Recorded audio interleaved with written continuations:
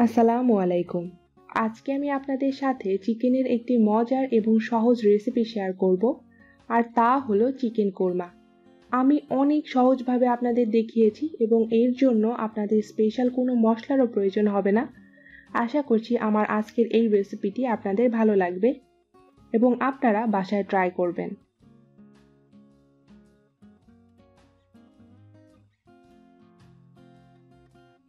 এর জন্য আমি এখানে মুরগির মাংস নিয়েছি এবং মাংসগুলোকে আমি রেগুলার সাইজের থেকে একটু বড় করে কেটে নিয়েছি। এখানে ৮ পিস চিকেন আছে এবং এর ওজন প্রায় ৮০০ গ্রামের মতো, এবং মুরগির লেগ পিসটাকে আমি হালকা কেটে নিয়েছি। এখন আমি রান্নায় চলে যাব এবং রান্না করতে করতে আমি আপনাদের রান্নার জন্য যে উপকরণগুলো লাগবে সেগুলো দেখিয়ে দিব। প্রথমে আমি চিকেনটাকে ম্যারিনেট করে নিব। একটি বাটিতে আমি হাফ কাপের মতো টক দই নিয়েছি। দইটা আমার ডিপ ফ্রিজে ছিল, তাই বেশ পাতলা। আপনারা ঘন দই ব্যবহার করলে 1/4 কাপ টক দই ব্যবহার করবেন। এখন এই দইটাকে 1 চা চামচ চিনি দিয়ে ফেটিয়ে নিব। এতে করে দইটা রান্নার সময় আর ছানা ছানা হয়ে যাবে না এবং গ্রেভিটাও অনেক স্মুথ হবে। হাফ চা চামচ সাদা গোলমরিচের গুঁড়া, আপনারা চাইলে কালো গোলমরিচটাও ব্যবহার করতে পারেন। 1/4 চা চামচ ভাজা জিরার গুঁড়া এবং হাফ চা চামচ লবণ। সবকিছু একত্রে মিশিয়ে নিব। মিশিয়ে নেওয়া হয়ে গেলে এর মধ্যে চিকেনটা অ্যাড করে দিব।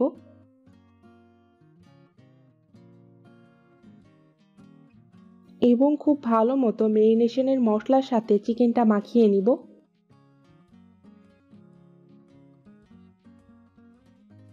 আমি এখানে খুবই সামান্য পরিমাণে লাল মরিচের গুঁড়া ব্যবহার করছি, এতে করে কোরমার রংটা সুন্দর আসবে। আপনারা চাইলে এটা বাদ দিতে পারেন।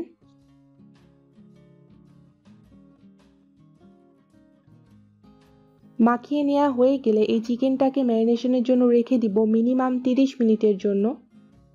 একটি প্যানে আমি 1/3 কাপ পরিমাণ তেল দিয়ে এতে 1 কাপ পরিমাণ পেঁয়াজকে ভেজে নিচ্ছি। পেঁয়াজগুলোকে আমি হালকা বাদামি করে ভেজে নিব।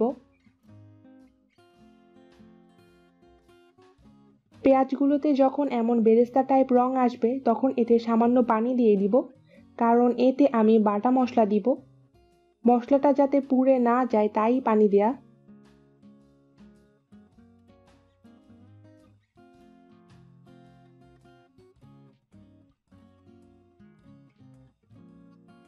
দিয়ে দিব 1 টেবিল চামচ রসুন বাটা, হাফ টেবিল চামচ আদা বাটা, 1 টেবিল চামচ বাদাম বাটা, হাফ টেবিল চামচ কিশমিশ বাটা। এই বাদাম ও কিশমিশ বাটা রান্নায় অবশ্যই দিবেন, এতে করে রান্নায় অনেক সুন্দর একটা ফ্লেভার আসবে এবং কোরমার গ্রেভিটাও খেতে অনেক টেস্টি হবে।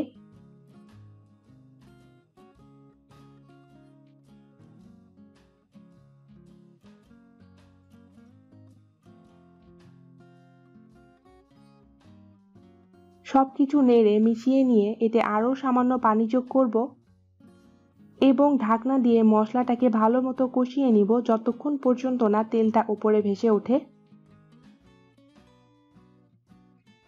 মাঝে 2-1 বার ঢাকনা খুলে মশলাটাকে একটু নেড়ে দিতে হবে।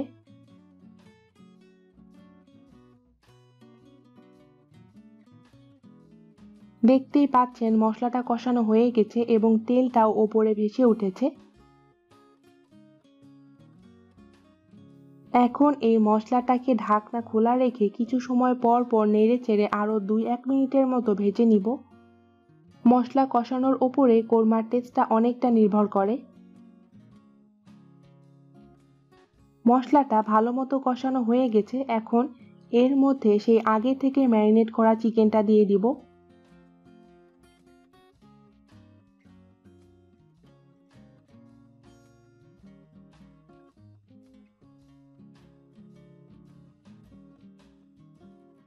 সবকিছু নেড়ে মিশিয়ে নিতে হবে।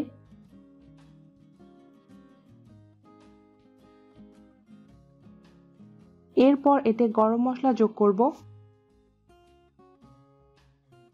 গরম মশলার মধ্যে আমি এখানে নিয়েছি 4টি ছোট এলাচ, একটি বড় এলাচ, প্রায় 2 ইঞ্চির 3 টুকরো দারচিনি, একটি তেজপাতা এবং 4টি লং। এখন একে একে সবগুলো গরম মশলা আমি চিকেনে দিয়ে দিব। আমার কাছে মনে হয় তেলে গরম মশলা ফোড়ন দেওয়ার থেকে ঠিক মাংস দেওয়ার পর পর গরম মশলাটা অ্যাড করে দিলে গরম মশলার ফ্লেভারটা বেশ ভালো এবং স্ট্রং হয় এবং রান্নাটাও অনেক বেশি অ্যারোমেটিক হয়। আপনারা এভাবে একবার ট্রাই করে দেখবেন, আশা করছি আপনাদের ভালো লাগবে। এখন এই চিকেনটাকে আমি ঢেকে মিডিয়াম জালে ভালো মতো কষিয়ে নিব।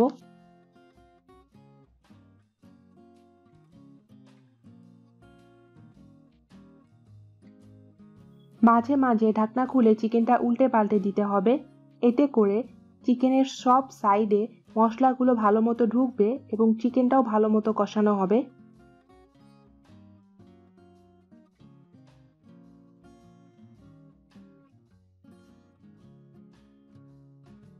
চিকেনটা আমার কষানো হয়ে গেছে। চিকেন থেকে যে পানিটা বের হয়েছিল সেটিও শুকিয়ে গিয়েছে। চিকেনটাতেও হালকা বাদামি স্পট পড়েছে।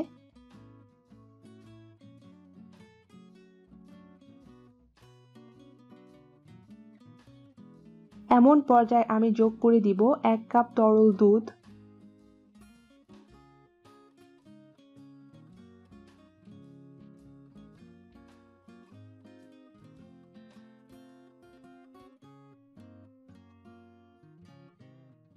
এখন অপেক্ষা করব দুধটা টেনে কোরমার ঝোলটা ঘন হয়ে আসা পর্যন্ত।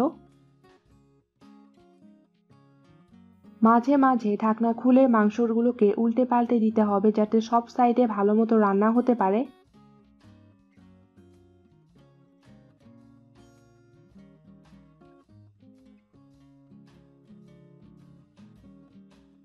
আপনারা চাইলে এই পর্যায়ে লবণটাও চেক করে নেবেন, যদি প্রয়োজন হয় লবণটা অ্যাড করে দিবেন।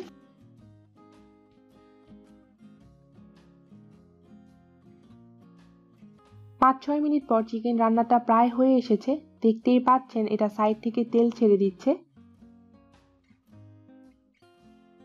এখন এর ওপরে দিয়ে দিব 1 টেবিল চামচ ঘি।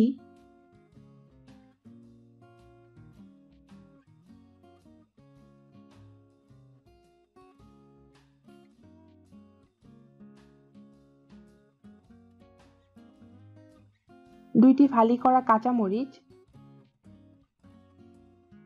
কিছু পেঁয়াজের বেরেস্তা।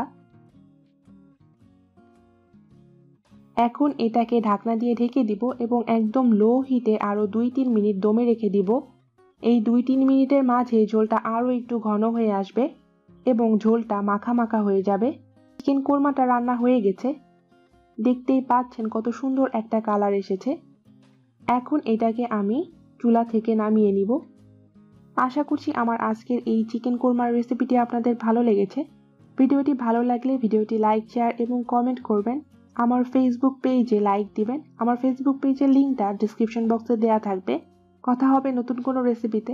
ততক্ষণ পর্যন্ত সবাই অনেক ভালো থাকবেন। আল্লাহ হাফেজ।